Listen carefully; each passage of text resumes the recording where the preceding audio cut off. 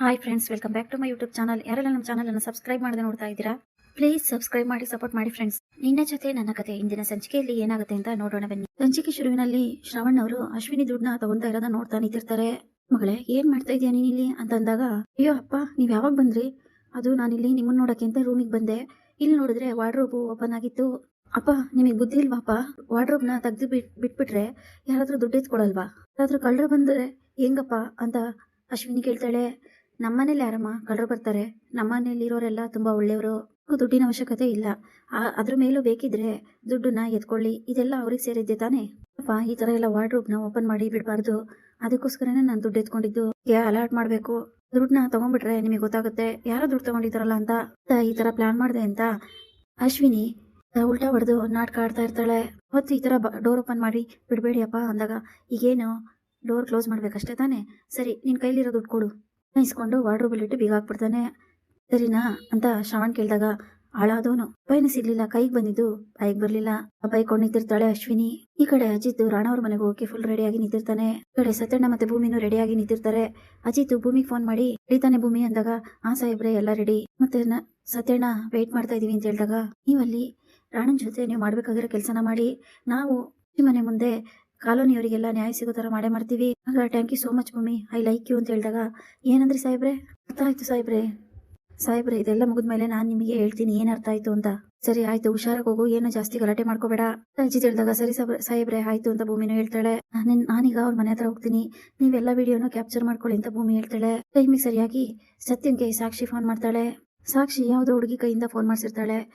Hello, ಸಾಕ್ಷಿ ಅವರು ಇಲ್ಲಿ ತಲೆ ಸುತ್ತು ಬಿದ್ದೋಗಿದ್ದಾರೆ, ಅವರಿಗೆ ಯಾರು ಜೊತೆಗಿಲ್ಲ ಅಂತ ಅನ್ಸುತ್ತೆ.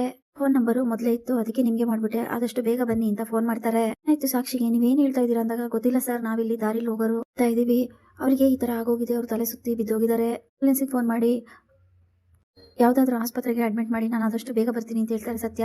ಸರ್ ಆಯ್ತು, ನೀವು ಹೇಳ್ದಂಗೆ ಮಾಡ್ತೀವಿ, ಆದಷ್ಟು ಬೇಗ ಬನ್ನಿ, ನೀವು ನೋಡ್ಕೊಳ್ಳಿ, ನಮಗೆ ಮನೇಲಿ ಕೆಲಸ ಇರುತ್ತೆ, ನಾವು ಹೋಗ್ತೀವಿ ಅಂತ ಆ ಫೋನ್ ಮಾಡಿದ ಹುಡುಗಿ ಹೇಳ್ತಾಳೆ. ಇನ್ನು ಈ ಕಡೆ ಸಾಕ್ಷಿ ಈ ಸತ್ಯನ ಕತೆ ಮುಗೀತು ಅಂತ ನಗ್ತಾ ಇರ್ತಾಳೆ. ಈ ಕಡೆ ರಾಣ ಕುಡ್ಕೊಂಡು ಆರಾಮಾಗಿ ಫೋನಲ್ಲಿ ಮಾತಾಡ್ಕೊಂತ ಕೂತಿರ್ತಾನೆ. ರಾಣನ್ ಪಿ ಅಲ್ಲಿಗೆ ಬರ್ತಾನೆ. ಏನ್ರಿ ಗೌಡ್ರೆ, ಊರ್ಗ್ ಹೋಗ್ತೀನಿ ಅಂದಿದ್ರಿ, ಇನ್ನು ಇಲ್ಲೇ ಇದ್ದೀರಾ? ಸಾಹೇಬ್ರೆ, ನಮ್ಗೊಂದು ಡೀಲ್ ಬಂದಿದೆ ಅಂದಾಗ, ಡೀಲಾ ಏನದು ಅಂತ ರಾಣ ಕೇಳ್ತಾನೆ. ನಮ್ಮೂರವ್ರೆ ಜಮೀನ್ದಾರರು, ಜಮೀನಿದೆ ಅವ್ರದ್ದು, ಅವ್ರಿಗೂ ತುಂಬಾ ದೊಡ್ಡ ಕುಳ, ನಿಮ್ಮ ಹತ್ರ ಏನೋ ಮಾತಾಡ್ಬೇಕು ಅಂತ ಬಂದ್ರು, ಒಳ್ಳೆ ದುಡ್ಡು, ಒಳ್ಳೆ ಲೇಔಟ್ ಮಾಡ್ಬೋದು, ಒಳ್ಳೆ ಜಾಗ ಇದೆ ಸಾಹೇಬ್ರೆ ಅಂದಾಗ, ಹಾಗಾದ್ರೆ ಗೌಡ್ರೆ ಬರ ಹೇಳ್ರಿ ಅವ್ರನ್ನ ಅಂತ ರಾಣ ಹೇಳ್ತಾನೆ. ಅಜಿತ್ ಫುಲ್ ರೆಡಿ ಆಗಿ ಒಳ್ಳೆ ಜಮೀನ್ದಾರ ತರ ಬರ್ತಾನೆ. ಸದಾನಂದ್ ಕೂಡ ಅವ್ರ ಹಿಂದ್ಗಡೆ ಪಿ ಎ ತರ ಬಂದಿರ್ತಾರೆ. ಇವ್ರು ನೋಡಿದ ತಕ್ಷಣ, ರಾಣ ನಿಮ್ಮನ್ನೆಲ್ಲೋ ನೋಡಿದೀನಲ್ಲ ಅಂತ ರಾಣ ಹೇಳ್ತಾನೆ.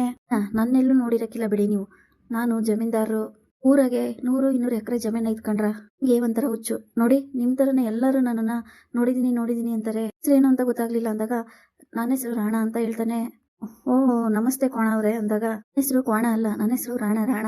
ಓ ರಾಣ ಅಂತ ಅಜಿತ್ ಹೇಳ್ತಾ ಇರ್ಬೇಕಾದ್ರೆ, ನನ್ನನ್ನ ಸಿಂಗಲ್ ನನ್ನನ್ನ ರಾಣ ಅಂತ ಕರೀರಿ ಸಾಕು ಅಂತೇಳಿ ರಾಣ ಹೇಳ್ತಿರ್ತಾನೆ. ಇದು ಒಂದ್ 50 ಎಕರೆ ಜಮೀನ್ ಐತೆ, ಅದನ್ನ ನಾನ್ ನಿಮ್ಮ ಹತ್ರ ಅಡ ಇಟ್ಬಿಡ್ತೀನಿ, ನನ್ಗೆ ಒಂದ್ 5 ಕೋಟಿ ದುಡ್ಡು ಬೇಕು ಕಣ್ರಲ್ಲ, ಒಳ್ಳೆ ಮಸ್ತ್ ಆಗಿರೋ ಪಿಕ್ಚರ್ ತೆಗಿಬೇಕು, 10 ವರ್ಷದಲ್ಲೂ ಒಳ್ಳೆ ಹೀರೋ ತರ ಇದ್ದಾನೆ ಅಂತ ಎಲ್ಲರೂ ಹೇಳ್ತಾರೆ, ಅದಕ್ಕೆ ಈ ತರ ಪ್ಲಾನ್ ಮಾಡ್ಕೊಂಡ್ ಬಂದಿದೀನಿ, ನೀವು ಏನ್ ಮಾಡ್ತೀರೋ ನೋಡಿ ಅಂತ ಅಜಿತ್ ಹೇಳ್ತಾ ಇರ್ತಾನೆ. ನಿಮ್ ಜಮೀನ್ ಪತ್ರ ಕೊಡಿ ಅಂತ ರಾಣ ಕೇಳ್ತಾನೆ. ಕೊಡಲೇ ಮಂಗ್ಯ, ಇಲ್ಲೂ ಛತ್ರಿ ಹಿಡ್ಕೊಂಡೆ ನಿಂತಿದ್ಯಲ್ಲ, ಅವರಿಗೆ ಜಮೀನ್ ಪತ್ರ ಅಂತೆ, ಕೊಡ್ಲೇ ಮಂಗ್ಯ ಅಂತ ಸದಾನಂದ್ಗೆ ಹೇಳ್ತಾರೆ. ಆಗ ರಾಣ ಪಿ ಎಗೆ ಹೇಳ್ತಾನೆ, ಅದನ್ನೆಲ್ಲ ಚೆಕ್ ಮಾಡು ಅಂತ. ಅವನು ಮೊದಲೇ ಅಜಿತ್ ಅವನಿಗೆ ಪಾಠ ಮಾಡಿರ್ತಾನೆ. ಹಾಗಾಗಿ ಎಲ್ಲ ಸರಿ ಇದೆ ಸರ್, ಎಲ್ಲ ಪರ್ಫೆಕ್ಟ್ ಆಗಿದೆ, ಡಾಕ್ಯುಮೆಂಟ್ಸ್ ಎಲ್ಲ ಪಕ್ಕ ಇದೆ, ನಾವು ಆರಾಮಾಗಿ ಇವನ ಹತ್ರ ಡೀಲ್ ಮಾಡ್ಕೋಬಹುದು, ಪ್ರಾಪರ್ಟಿ ಸರ್ ಇದು 5 ಪಟ್ಟು ನಮಗೆ ಲಾಭ ಜಾಸ್ತಿ ಆಗುತ್ತೆ. ಹೌದಾ, ಸರಿ, ಹಾಗಾದ್ರೆ ನಾನ್ ನಿಮಗೆ ದುಡ್ಡು ತಂದು ಕೊಡ್ತೀನಿ ರಾಣ ಹೇಳ್ತಾನೆ. ಸರಿ ಆಯ್ತು. ನಾ ರೂಮ್ಗೆ ಹೋಗಿ 5 ಕೋಟಿ ಬ್ಲಾಕ್ ಮನಿನ ತಂದಿರ್ತಾನೆ. ಏನ್ರಲ್ಲ ಇದು ಅಂತ ಕೇಳಿದಾಗ, ದುಡ್ಡು ಅಂತ ರಾಣ ಹೇಳ್ತಾನೆ. ದುಡ್ಡು ಏನಕ್ರಲ್ಲ, ನಮಗೆ ದುಡ್ಡು ನಮಗ್ ಬೇಡ, ಬ್ಯಾಂಕಲ್ಲಿ ಅದೇನೋ ಕೊಡ್ತಾರಲ್ಲ ಚೆಕ್, ಆ ತರ ಕೊಡ್ರಲ್ಲ, ನನ್ನ ಹತ್ರ ವ್ಯವಹಾರ ಮಾಡೋದೇ ಈ ತರ, ನನ್ನ ಹತ್ರ ಇದು ಬ್ಲಾಕ್ ಮನಿ ಅಷ್ಟೇ, ಇದ್ರೆ ಬೇಡ ಕಂಡ್ರಲ್ಲ ನಮಗೆ, ನನ್ನ ಬ್ಲಾಕ್ ಮನಿ ತಗೊಂಡೋಗಿ ನಾವೇನ್ ಮಾಡೋಣ, ನಾವೇನಾದ್ರೂ ಸಿಗಾಕೊಂಡ್ಬಿಟ್ರೆ ಹೆಂಗ್ರಿ? ರಾಣ, ಏನ್ರಿ ಗೌಡ್ರೆ, ಇಂಥವ್ರನ್ನೆಲ್ಲ ಯಾಕೆ ಕರ್ಕೊಂಡ್ಬರ್ತೀರಾ, ನನ್ನ ಹತ್ರ ವ್ಯವಹಾರ ಮಾಡೋದು ಏನು ಎತ್ತ ಅಂತ ನಿಮಗೆ ಗೊತ್ತಿಲ್ವಾ? ನಾನು ಅವಾಗ್ಲೇನೆ ಅವ್ರಿಗೆ ಹೇಳಿದ್ದೆ, ಆದ್ರೆ ಈಗ ಇವರು ಈ ತರ ಮಾತಾಡ್ತಾ ಇದ್ದಾರೆ ಅಂತ ಗೌಡ್ರು ಹೇಳ್ತಾರೆ. ಬೇಡ ನಡಿಯೋ ಯಪ್ಪ, ಈ ತರ ದುಡ್ಡು ತಗೊಂಡೋದ್ರೆ ನಾವು ಪೊಲೀಸ್ ಕೈ ಸಿಗಾಕೊಂಡ್ಬಿಡ್ತೀವಿ, ಜೊತೆ ವ್ಯವಹಾರನೇ ಬೇಡ. ಇದು ತನ್ನ ಕೋಟಿಗೆ ಕ್ಯಾಮ್ರಾ ಹಾಕೊಂಬಂದು ಅಲ್ಲಿ ನಡೆದಿದ್ದನ್ನೆಲ್ಲ ಕ್ಯಾಪ್ಚರ್ ಮಾಡ್ಕೊಂಡಿರ್ತಾನೆ. ರಾಣ ನಾನು ಬ್ಲಾಕ್ ಮನಿ ವ್ಯವಹಾರ ಮಾಡ್ತೀನಿ ಅಂತ ಹೇಳಿ ಅದ್ರಲ್ಲಿ ಎಲ್ಲ ಬಾಯಿ ಬಿಟ್ಬಿಟ್ಟಿರ್ತಾನೆ. ಇಂಥವ್ರನ್ನೆಲ್ಲ ಇನ್ನೊಂದ್ಸರಿ ಕರ್ಕೊಂಬರ್ಬೇಡ್ರಿ ಕಣ್ರಿ ಅಂತ ರಾಣ ಹೇಳಿದಾಗ, ಆಯ್ತು ಸರ್, ಓಕೆ ಸರ್ ಅಂತ ಹೇಳಿ ಗೌಡ್ರು ಡವ್ ಮಾಡ್ತಾ ಇರ್ತಾನೆ. ಭೂಮಿಗೆ ಶ್ರವಣ್ ಸ್ವೆಟರ್ ಕೊಟ್ಟಿರ್ತಾರೆ. ಆಳಾದವನ್ ಶ್ರವಣ ಈ ಸ್ವೆಟರ್ನ ನನಗೆ ಕೊಡೋದ್ ಬಿಟ್ಟು ಆ ಭೂಮಿ ಕೊಟ್ಟಿದ್ದಾನೆ. ಈ ನನಗೆ ಅಂತ ಎಂದಿದ್ ಸ್ವೆಟರ್ನ ಆಳಾದ ಭೂಮಿ ಕೊಟ್ಬಿಟ್ಟ.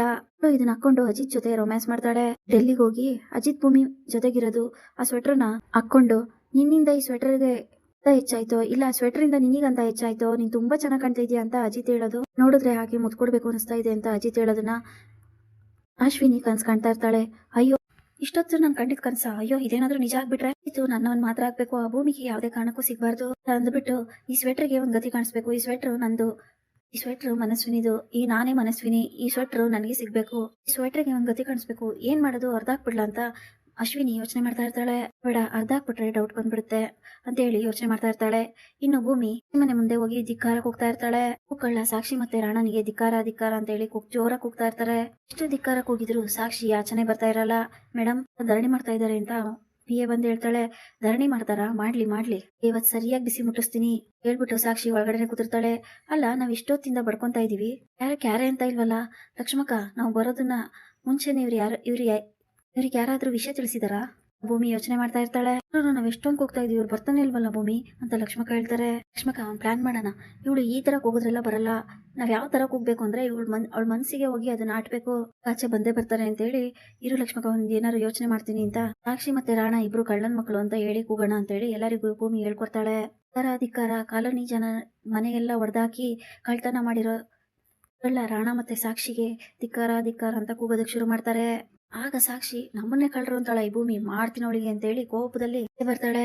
ಜೋರಕ್ಕೆ ಹೋಗಿ ಬಂದ್ಲು ಅಂತ ಭೂಮಿ ಹೇಳ್ದಾಗ ಸಾಕ್ಷಿ ಬಂದು ಎಷ್ಟೇ ದುರಂಕಾರ ನಿನಗೆ, ನಾ ಕಳ್ರು ಅಂತೀಯ, ನಾವ್ಯಾಕೆ ಕಳ್ತನ ಮಾಡೋಣ, ಕಳ್ದೆ ಮತ್ತಿನೇನ್ ನೀವು ಕಾಲೋನಿ ಜನರ ಮೇಲೆಲ್ಲ ಅಟ್ಯಾಕ್ ಮಾಡಿದೀರಾ, ಗನ್ನಲ್ಲಿ ಫುಲ್ ಬುಲೆಟ್ ಇದೆ, ಹುಷಾರ್ ಮೇಡಮ್ ಫೈರ್ ಗೇರ್ ಮಾಡ್ಬಿಟ್ಟಿದ್ದೀರಾ ಅಂತ ಹೇಳಿದಾಗ ನಂಗೂ ಗೊತ್ತು, ಸುಮ್ಮನೆ ಇರು ನೀನು, ನಾನು ಈ ಕಾಲೋನಿ ಜನಕ್ಕೆಲ್ಲ ಎದುರಿಸಕ್ಕೆ ಅಂತ ತಂದಿದ್ದೀನಿ ಅಂತ ಸಾಕ್ಷಿ ಹೇಳ್ತಾಳೆ.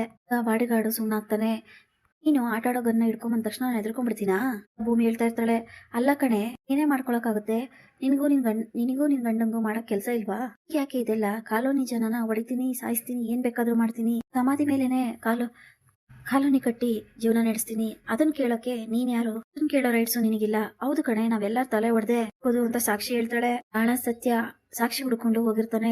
ಇದನ್ನೆಲ್ಲ ಕ್ಯಾಪ್ಚರ್ ಮಾಡ್ದೆ, ಎಷ್ಟೇ ದುರಂಕಾರ ಇದ್ರೆ ಇಷ್ಟನ್ನೆಲ್ಲ ಮಾತಾಡ್ತೀಯ, ನಿನ್ ಬಂಡವಾಳನ ನಮ್ ಸಾಹೇಬರು ಬಯಲ್ ಮಾಡ್ತಾರೆ, ನಿಮ್ಮ ಅಪ್ಪನು ಇಲ್ಲಿಂದ ಓಡಿಸ್ತೀವಿ ಅಂತ ಹೇಳಿದಾಗ ಸಾಕ್ಷಿ ಗನ್ ತೋರಿಸ್ತಾಳೆ.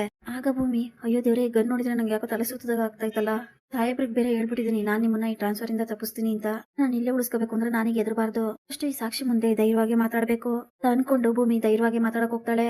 ಈ ಕಡೆ ಅಶ್ವಿನಿ ಆ ಸ್ವೆಟರ್ನ ಸುಟ್ಟಾಕೋಣ ಅಂತ ಹೇಳಿ ಬೆಂಕಿ ಹಚ್ತಾ ಇರ್ತಾಳೆ. ಸಿಗದೆ ಇರೋ ಸ್ವೆಟರ್ ಈ ಭೂಮಿಗೂ ಕೂಡ ಸಿಗ್ಲೇಬಾರ್ದು, ಯಾವತ್ತಿದ್ರು ನಂದೇ, ನನಗೆ ಸಿಗ್ತಾ ಇಲ್ಲ ಅಂದ್ರೆ ಇದಿರೋದೇ ಬೇಡ ಯೋಚನೆ ಮಾಡ್ತಾ ಇರ್ತಾಳೆ ಅಶ್ವಿನಿ. ಕಡೆ ಭೂಮಿಗೆ ಸಾಹೇಬ್ರಿಗೆ ಕೊಟ್ಟಿರೋ ಮಾತು ನೆನಪಾಗುತ್ತೆ. ಸಾಹೇಬ್ರೆ, ನೀವ್ ಹೇಳಿರೋ ಕೆಲ್ಸನ ಅಚ್ಚುಕಟ್ಟಾಗಿ ಮಾಡ್ತೀನಿ, ಪ್ರಾಣ ಹೋದ್ರೂ ಪರವಾಗಿಲ್ಲ, ನಿಮ್ ಕೆಲ್ಸನ ಇಲ್ಲೇ ಉಳಿಸೋ ತರ ನಾನ್ ಮಾಡ್ತೀನಿ. ಭೂಮಿಗೆ ನೆನಪಾಗ್ತಾ ಇರುತ್ತೆ, ನೀನ್ ಏನೇ ಮಾಡಿದ್ರು ಅಷ್ಟೇ, ಆಟಾಡೋಗನ್ ತಗೊಂಬಂದು ನನ್ನ ಹತ್ರ ಆಟ ಆಡಕ್ ಬಂದ್ರು ಅಷ್ಟೇ, ಮಾತ್ರ ಎದುರೋದೇ ಇಲ್ಲ ಕಣಲೇ ಅಂತಾಳೆ ಭೂಮಿ. ಓಹೋ, ಅಷ್ಟೊಂದ್ ಧೈರ್ಯ ನಿನಗೆ, ನಿಮ್ಮ ಹತ್ರ ಕಳ್ರ ಹತ್ರ ನಾನು ಇದೇ ತರ ಮಾತಾಡೋದು, ಇದೇ ತರ ಮಾತಾಡ್ತಾ ಇರು, ಇವತ್ತು ನನ್ ಬುಲೆಟ್ಗೆ ನೀನೇ ಬಲಿ ಆಗ್ತೀಯಾ ಅಂತ ಸಾಕ್ಷಿ ಹೇಳ್ತಾಳೆ. ಈ ಸಾಕ್ ಮುಚ್ಚೆ ಬಾಯಿ, ನಿನ್ ಅಂತಂದ್ ಎದುರಿಸಿದ್ರೆ ಇಲ್ಲಿ ಯಾರು ಎದುರೋರಿಲ್ಲ ಹೌದಾ ಅಂತ ಕೋಪದಲ್ಲಿ ಸಾಕ್ಷಿ ಫೈರ್ ಮಾಡಿಬಿಡ್ತಾಳೆ. ರೇಟು ಭೂಮಿ ಎದೆಗೆ ತಾಕೇ ಬಿಡುತ್ತೆ. ಅಲ್ಲಿದ್ದ ಬಾಡಿಗಾರ್ಡ್ ಎಲ್ಲ, ಮೇಡಮ್ ಏನ್ ಮಾಡಿದ್ರಿ ನೀವು, ಫೈರ್ ಮಾಡೇ ಬಿಟ್ರಲ್ಲ, ಈಗ ಅಲ್ಲಿರೋ ಜನ ಎಲ್ಲ ನಿಮಗೆ ಅಟ್ಯಾಕ್ ಮಾಡ್ತಾರೆ, ನಡೀರಿ ಒಳಗೆ ಹೇಳಿ ಸಾಕ್ಷಿನ ಒಳಗಡೆ ಕಳಿಸ್ಬಿಡ್ತಾರೆ. ಭೂಮಿ ಪರಿಸ್ಥಿತಿ ನೋಡಿ ಕಾಲೋನಿ ಜನ ಎಲ್ಲ ಕೂಗ್ತಾ ಇರ್ತಾರೆ. ಈ ಕಡೆ ಭೂಮಿ ಪರಿಸ್ಥಿತಿ ತುಂಬಾ ಗಂಭೀರವಾಗಿದೆ. ಪರಿಸ್ಥಿತಿಯಲ್ಲಿ ಅಜಿತ್ ಏನ್ ಮಾಡ್ತಾನೆ ಅಂತ ಮುಂದಿನ ಸಂಚಿಕೆಯಲ್ಲಿ ನೋಡೋಣ. ಇಲ್ಲಿಗೆ ಈ ಸಂಚಿಕೆ ಮುಕ್ತಾಯವಾಗುತ್ತದೆ. Thanks for watching.